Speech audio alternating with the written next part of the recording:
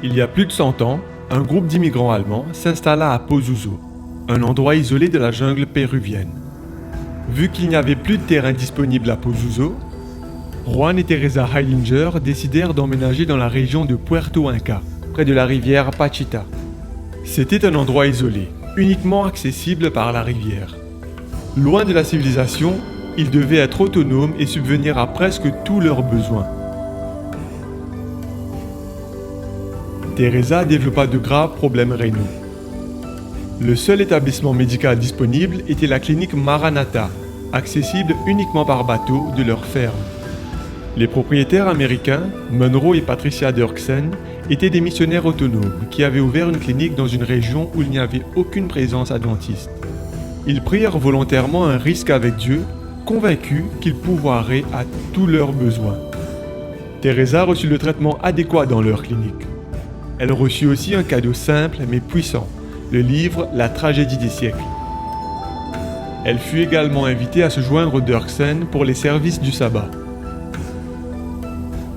Touchée par le livre et la gentillesse des missionnaires, Teresa fut baptisée, suivie de Juan, sa mère et finalement leurs 4 enfants.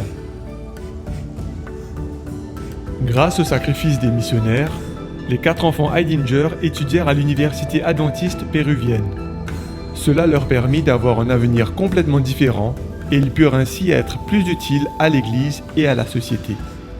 Aujourd'hui, Maritza est spécialisée en biologie et en chimie au lycée et elle est mariée à un pasteur.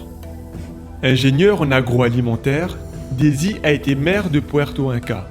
Elle fait désormais partie du personnel du ministre adjoint de l'Éducation du Pérou. Lisette a étudié la psychologie et a épousé un chimiste spécialiste des produits pharmaceutiques. Tous deux sont actifs dans leur église locale à Los Angeles, aux États-Unis.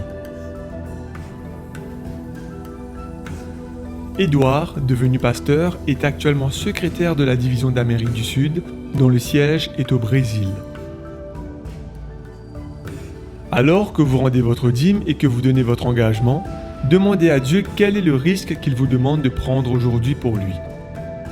Souvenez-vous que l'abnégation est le carburant qui alimente de précieux fruits pour Dieu. Mettons nos désirs en dernier et Dieu en premier.